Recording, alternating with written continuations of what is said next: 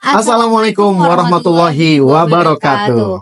Halo teman-teman semuanya, kembali lagi bersama saya Nisaf Dan saya Muhammad Siddiq dalam acara Suara Kebaikan, yang akan terus menyuarakan suara-suara kebaikan yang ada di sekitar kita. Karena moto kita adalah It's It's great to be great, but greater to be human. Nah,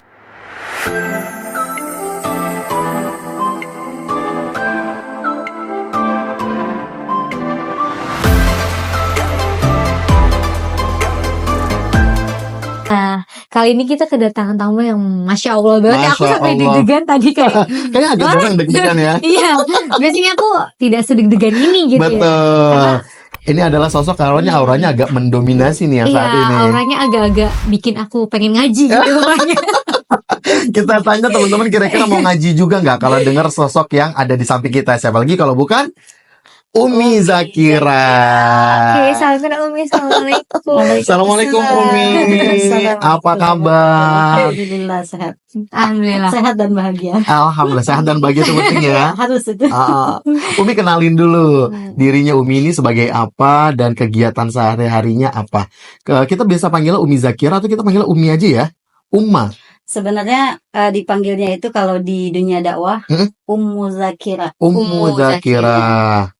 Ummu Zakira boleh dikenalin dulu nih ke teman-teman. Kira-kira kegiatannya sibuk sehari-harinya sebagai apa dan ngapain aja gitu. Ngapain aja? Sehari-harinya lebih banyaknya itu yang jelas 24 jam tinggal sama anak-anak. Tinggal sama anak-anak. Nah, sebagai informasi teman-teman, Ummu Zakira ini adalah pembina dari Majelis Zikir ya. Kita ngomongnya apa? Miura ini?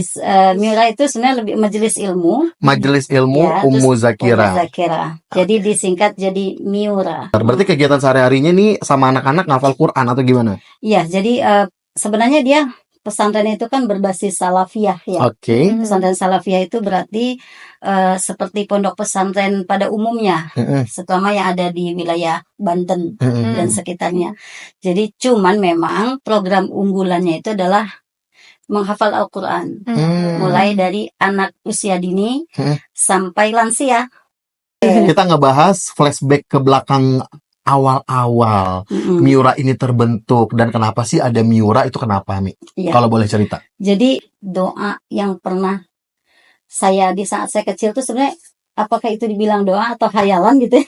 Apa khayalannya kalau boleh tahu? Jadi gini, di saat saya dulu mondok di daerah Sumatera. Sebenarnya yang punya pondok itu kan masih uak. Masih uak. Jadi yang pegang pesantren itu kiai besarnya itu menantu dari uak saya. Nah, saya lihat kan di dalam satu gerbang itu Bang, dia itu kan satu yayasan kayak gitu. Di dalamnya tuh pondok pesantren. Tapi pertama kita masuk gerbang, kita nggak langsung ketemu dengan gedung pesantrennya. Gedung panti asuhannya dulu Bang. Oh, oke. Nah, jadi ada anak yang memang dalam kategori ya di pantinya. Ada anak yang mampu tadi di Sekolah biasanya. di pondok pesantrennya. Nah, cuman ketika kita sekolah formal nih, sekolah formal baik itu yang MI-nya atau MTS-nya atau MA-nya Madrasah Aliyahnya itu digabung Bang. Nggak ketahuan mana yang anak panti mana. Jadi kan agak sedikit gini. Lu anak pondok apa anak panti? Oh, digituin. Kebayang dong Bang. Rasanya ya. Gimana rasanya yang anak panti? Gue anak panti gitu. Ada tuh yang begitu Bang, ada yang Minder ya. diam aja Iya, gitu. iya. Nah, jadi kayak bener-bener kayak ada strata sosial gitu ya. Jadi iya ya kayak gitu. Jadi dalam hati saya tuh kalau nanti saya udah gede, saya bisa punya pondok pesantren. Saya pengen punya pondok pesantren, tapi bisa menampung anak yang dalam kategori itu tadi. Tapi saya tidak mau mengkotak-kotakan lah ya. mengkotak-kotakan, nggak mau gaungkan. Ini tuh anak ini anak ini nggak mau. Saya maunya cukup dia menjadi santri gitu. Ininya gimana sih? Kan menanganinya agak susah ya untuk di lapangan. Mungkin secara teori kita pengen nih melakukan seperti itu, tapi kan secara di lapangan kan pasti ada harus metode khusus kan. Iya. Kalau dari uang jajan dipegang sama Uma semua mungkin bisa. Nah, ada hal lain nggak yang kayak oh semuanya sama nih gitu? Iya. Jadi untuk anak yang tadi itu berbayar semampunya Bang, kita nggak ada tarif ya. Jadi kita sudah perjanjian di awal di saat anaknya masuk dengan orang tuanya, dengan wali santri. Yang tahu mana yang bayar dan yang tidak itu hanya saya, wali santri dan Allah aja. Udah cukup. Ya, itu udah perjanjian, udah akad di awal. Hmm. Tidak dibongkar itu. Nah, sebenarnya mau dibawa kemana sih Miura Center ini? Maksudnya kenapa didirikan dan kenapa establish sampai saat ini tuh maunya kemana Miura Oke. ini?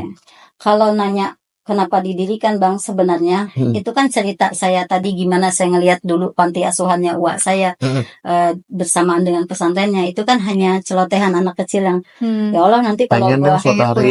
kalau gue gede gue pengen punya ini tapi nggak kayak gini kayak gitu, nggak ada kayak strata sosial yang terlalu mencolok kayak gitu ya. Mungkin tapi itu adalah salah satu trigger ya. Yang kemudian kata Allah gue ijabahin sekarang nih kayak gitu. Kita penasaran di awal pendiriannya Miura sebenarnya, artinya dengan backgroundnya Umi yang luar biasa, ikut kompetisi dan lain sebagainya, sampai tercetus ide untuk itu, salah satunya kan gara-gara pesantren tadi. Nah, akhirnya sampai jadi seperti apa sih? Sampai jadi. Oke, kita mulai nih kayaknya nih pesantren sampai ini. Jadi cerita Batu loncatan. awal berdirinya Miura. Oke, gimana? Ibu-ibu sosialita tuh mereka tuh sebenarnya lagi rajin banget dengan kegiatan kayak multi level gitu. Oke. Seminar-seminar gitu ya. Gitu ada kayak apa sih lah namanya home sharing segala macam. Iya. Ke beberapa daerah perumahan-perumahan elit gitu Bang. Ada hari itu tuh si salah satu ibu-ibu sosialita nih tadi bilang begini ke temannya sebelahnya. Lu tahu nggak namanya gaya ibu sosialita ya bahasanya. Iya, sambil megang tas yang bermerek H. Terus enggak cuy. Gue di WA, belum WA dulu zaman BB ya. Masih BlackBerry pin. Gue di ini nih katanya sama itu kata dia gitu sama teman kita itu. Ya teman pengajiannya kayaknya gitu ya. Katanya multi level tuh haram katanya. Terus dia langsung ngeblok gue. Ibu jawab apa kalau boleh tahu ketika ditanya apakah multi level itu haram? Jawabannya, Umu jawabnya apa pada saat saya itu? Saya tidak langsung bilang haram. Jadi saya jelaskan dulu, karena ditanya kan, makanya ngejawab. Saya jawab. Jadi saya nggak mau yang, saya kan lagi nyetir, nggak mungkin saya kayak kabel tiba-tiba nyambung ya terus dong nantinya gitu, nggak gitu. Karena dia nanya, gimana tuh Bu menurut Ibu tuh katanya. Nah saya itu mencoba menjabarkan melihat dari segala sisi Bang. Boleh tahu jawabannya dulu jawabnya apa? Jadi melihat dari segala sisi. Jadi tidak dulu langsung bilang haram. Tapi yang jelas yang ada dalam otak saya saat itu, saya ambil prinsip gini. Ketika saya pengen pengen ibaratnya tuh pengen merubah atau mengajak hijrah orang-orang yang sedang bermaksiat, katakanlah maksiat dia misalnya yang dalam tanda kutip kayak gitu ya, cewek-cewek malam-malam gitu. Gak mungkin saya langsung bilang depan dia, mental dong. Begini haram, lu begini haram, gitu kan? Tapi pelan-pelan. Jadi dalam otak saya, ketika saya langsung mengatakan multi level haram, dia kabur. Apalagi vampir baru jadi kan serem biasanya ya. Orang yang baru-baru di multi level tuh lagi ganas-ganasnya tuh biasanya. Sama kayak kita ngomongin sama orang yang lagi senang-senangnya mabok. Lu jangan mabok, lu haram, lu neraka. Gak bisa ya. Nah, pada saat itu Umi ngomong apa? Nah, jadi saya melihat tergantung. Dilihat dari sisi mana. Karena yang ada dalam otak saya saat itu, ini adalah dakwah bagi saya. Bagaimana saya bisa merubah dia tanpa dia merasa saya gurui. Dari penjabaran yang gitu, si temannya ini tadi ngomong begini. Nah, yang kayak gini nih harusnya jadi guru kita nih begini. Pada akhirnya ibu-ibu sosialita itu yang kayak paham. Menjadi awal pembentukan Miura kah dibantu sama mereka kan? Awalnya dia minta ngaji dulu. Minta ngaji. Udah ngaji gitu. Terus kebetulannya itu salah satu temennya yang tadi nggak terlibat di multi level itu ada yang memang biasa ngadain pengajian. Akhirnya mereka sepakat tuh untuk mengadakan pengajian selama bulan Ramadan. Akhirnya dari situ terbentuklah Miura atau gimana? Belum. Dari sekian orang itu yang benar-benar akhirnya konsisten. Karena emang kalau ngaji itu kan memang orang-orang pilihan Allah ya yang akan istiqomah pada akhirnya. Selama 1 minggu peserta itu yang bisa hafal 1 juz di juz amma itu dapat sertifikat dan itu datakan gratis. Kita adakan Senin sampai Sabtu. Di hari Kamisnya salah satu panitia yang mengadakan acara itu bilang ke saya di luar masjid di saat kita sedang istirahat karena kita acara dari pagi sampai sore. Nih ada di komplek tempat saya. Dia tuh rumah gitu. tapi nggak gede Mi, 22 tipe 2160 gitu. Ya rumah SSS lah dia bilang. Itu tuh mau dikontrakin orang nggak boleh sama pemiliknya, dijual pun nggak boleh. Tapi dia bilang kalau itu buat ngaji boleh. Dan pada intinya itu ditawarin ke kami. Oke. Buat tempatin bang. Lumayan. Ini kayak gayung bersambut nih gitu. Satu sisi memang ketika mereka mengatakan Umi harus punya santri, itu kayak gayung bersambut. Di beberapa jamaah itu, Mi anak saya mau masuk, Mi anak saya mau masuk. Alhamdulillah. Gitu, anak-anak jamaah bang. Semesta mendukung ya. Jadi ya udah hari Ahad ya, hari Minggu kita Kamis tuh, Minggu besok kita ketemu sama pemiliknya. Saya nih ngebayangin bang, kita ketemu dengan pemilik itu, saya pengen lihat dulu maksudnya rumahnya itu layak huni atau enggak untuk anak-anak gitu, airnya terutama ya, karena kan ini anak menghafal kan harus nggak batal wudu gitu kan, jadi wudu gitu. Nah ternyata bang apa yang terjadi sama ibu sang pemilik rumah tadi, udah disiapin MOU-nya bang, plus dengan materainya. Apa tuh isinya? Ada yang memberatkan? Enggak juga. Oh, serah terima itu ya. Silakan baca.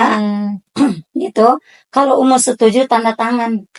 Di dalam itu rumah itu berhak kami tempati, tapi dia coba dulu 1 tahun pertama. Oke.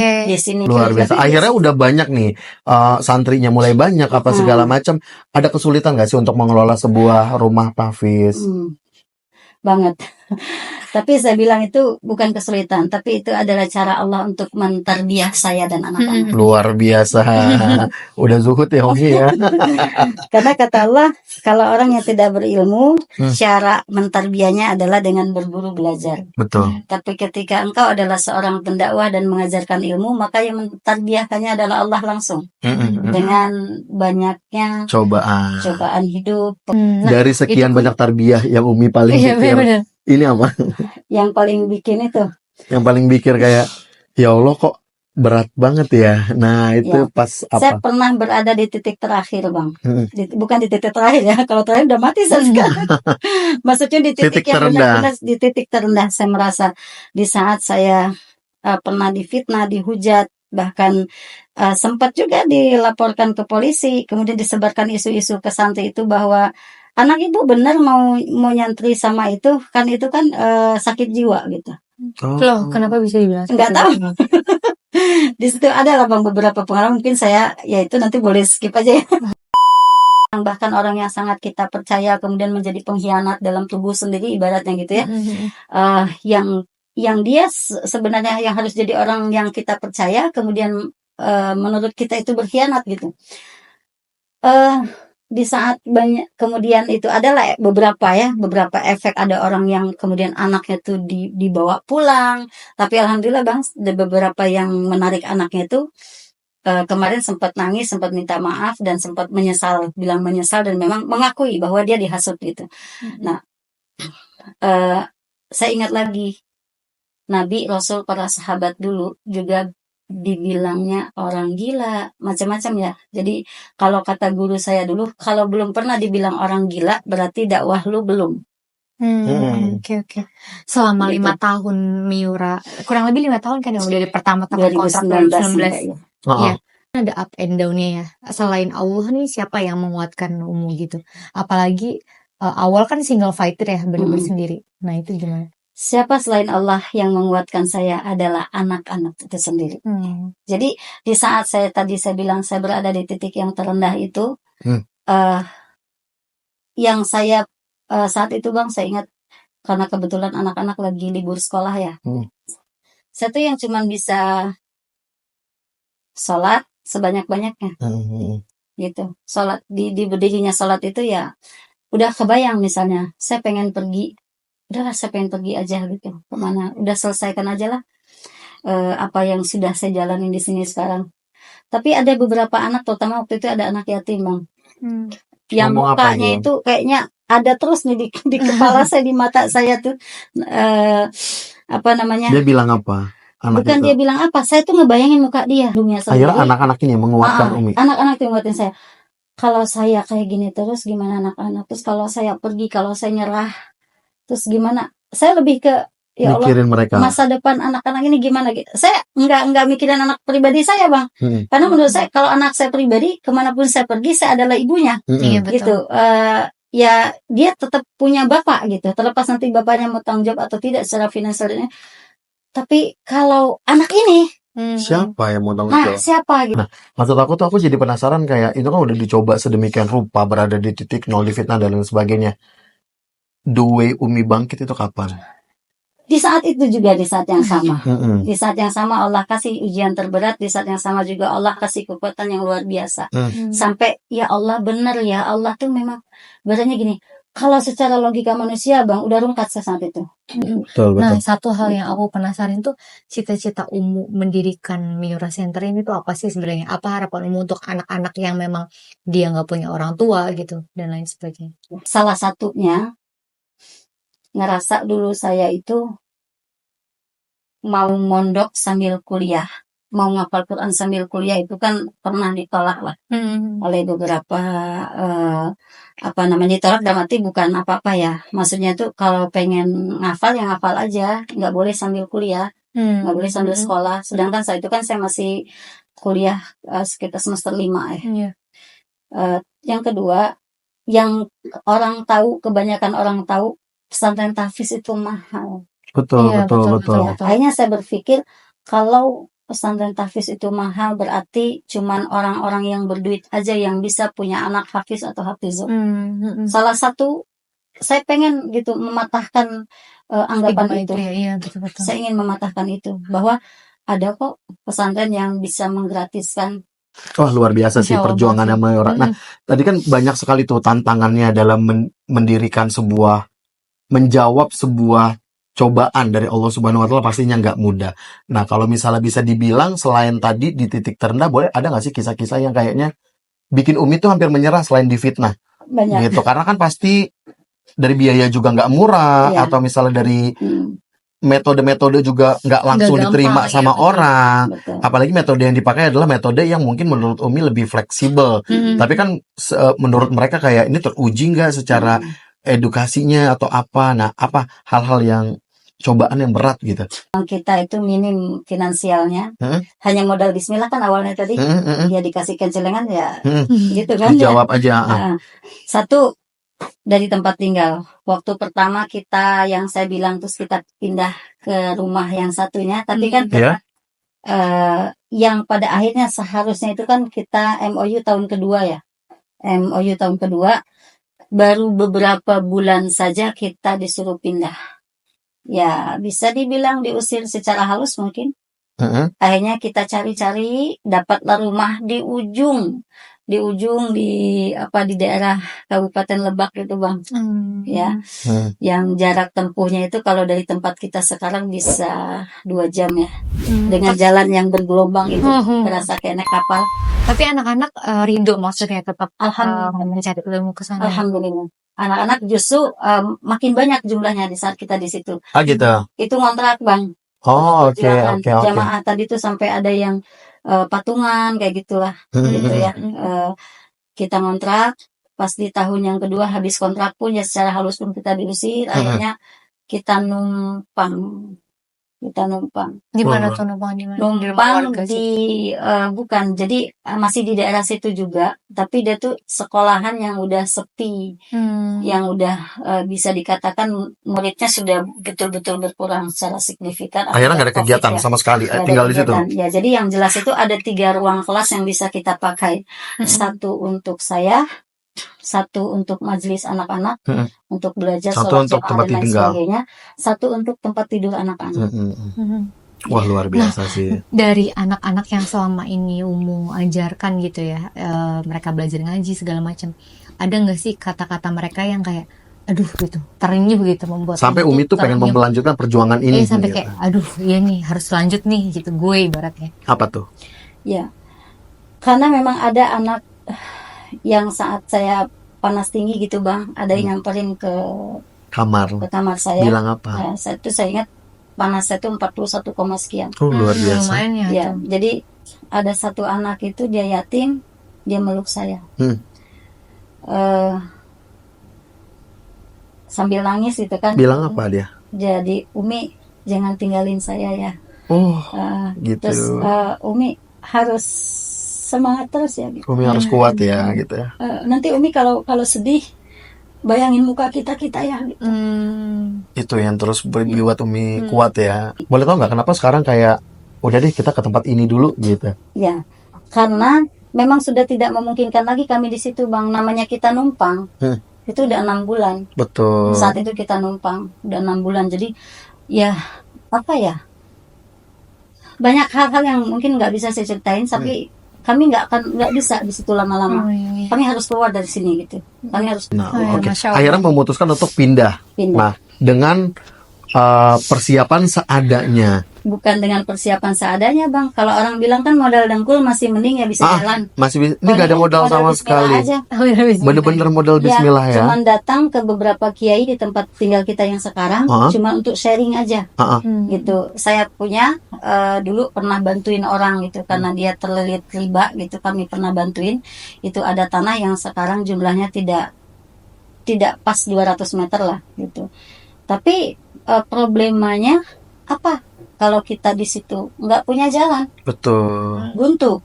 Sebelah sananya kuburan, pas mau menuju ke tanah itu pun kuburan dan lewatin tanah orang gitu. Luar biasa. Akhirnya pindah aja ya. Kata yang tempat kita sharing tadi, tokoh agama, jangan nanti kalau di situ kayak si anu yang akhirnya bermasalah dengan jalan gitu, ditutup sama warganya, kan bingung sendiri gitu. Sempat mundur tuh, tiba-tiba boleh nggak aku ceritain yang tengah malam terus ngebantuin kasih nggak apa-apa. Gitu, nggak apa-apa ya. Tiba-tiba yang tadinya namanya disamarkan. Kita punya temen nih kan yang pernah nengokin waktu kita ada di pojok kampung itu, kan udah lama hilang, lost kontak.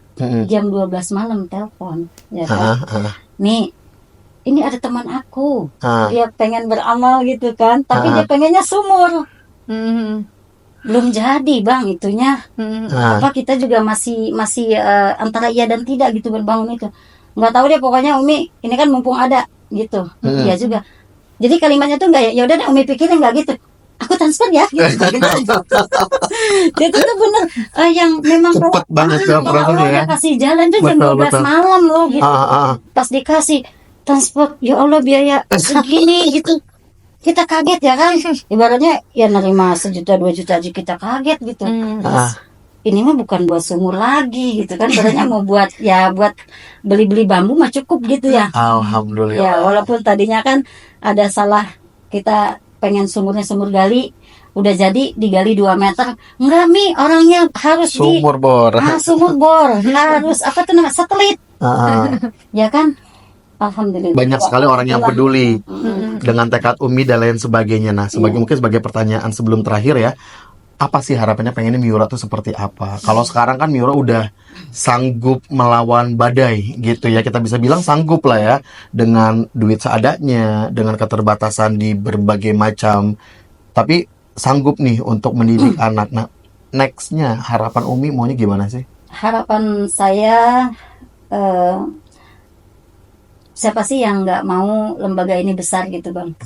Itu jadi karena kami menjalankan atau mengembangkan pondok pesantren atau lembaga ini tuh bukan karena dunia. Karena kalau dunia mungkin saya udah kaya. Betul. Harapan saya ke depan sih pengen Miura itu kalau banyak santrinya gitu kan udah lumrah lah ya. Udah pasti. Ya. Maksudnya gini, lebih banyak bermanfaat untuk orang sekitar terutama. Boleh tahu nggak sih kira-kira sekarang tanggapan masyarakat sekitar tuh tentang adanya Miura di sana gimana? Di tempat yang baru. Kalau di tempat yang sekarang dari sebelum responnya sangat positif. Dari sebelum kami berdiri baru mengecek lahan aja. Nih udah lama ya nggak ditengok gitu sampai rumputnya udah tinggi-tinggi. Oh gitu. Mau dibikin apa Mi? Mau pesantren? Mi jangan lama-lama gitu. Alhamdulillah Bang, sambutannya luar biasa. Mudah-mudahan dari kata jangan lama-lama ini menjadi Miura Center yang sangat besar di sana. Nah terakhir ada nggak sih kata-kata dari Umu untuk anak-anak gitu yang sekarang lagi jadi santri atau anak-anak untuk keseluruhan di luar? Umi mau ngomong apa sama santri dulu deh, coba. Sama santri-santri kita, Masya Allah. Pertama saya bilang kalian luar biasa. Kalian luar biasa. Kalian sanggup melewati itu bersama Umu. Dan Umu harap pun apapun nanti ke depannya yang akan kita hadapi, kita bisa lebih kuat lagi, lebih dari kemarin. Luar biasa. Gitu. Wah, kita sangat terinspirasi. Iya, Nah, kalau betul, misalnya Umi pengen ngomong sama orang-orang di luar sana yang mungkin masih banyak yang survive, orang ngerasa kayak pendidikan itu harus biaya mahal, sedangkan Miura kan sudah terbukti dengan modal Bismillah tuh kita bisa loh, asal kita mau. Nah, Umi mau ngomong apa kira-kira sama orang yang lagi berjuang di luar sana? Yang berjuang luar sana, kalau dia pesantren, saya titip bahwa anak itu, kalau dulu orang tua bilang kebanyakan itu ya yang penting mah bisa ngaji, sekolah nggak penting. Ya, bagi saya dua-duanya penting. Betul, betul, Gitu. betul. Jadi sekolah itu untuk memperkuat dunianya, dan pendidikan di pesantren itu memperkuat dunia akhiratnya. Betul. Jadi dua-duanya harus balance ya. Masya Allah. Luar biasa. Nggak kerasa kita udah ngobrol lama ya. Ngobrol panjang. Kita juga dapat banyak masukan. Kita juga belajar banyak banget. Mudah-mudahan Miura juga kita doakan semoga semakin sukses. Salawat dulu dong terakhir. Ketagihan nggak dengar suara Kapan-kapan mungkin kita nanti bisa ngajak anak-anak kali ya. Ngajak anak-anak Salawat boleh. dan ngaji bareng. Boleh. Umi salawat dulu sebagai penutup dong. Suara Umi soalnya luar biasa. Allahumma salli wa sallim wa barik alaihi.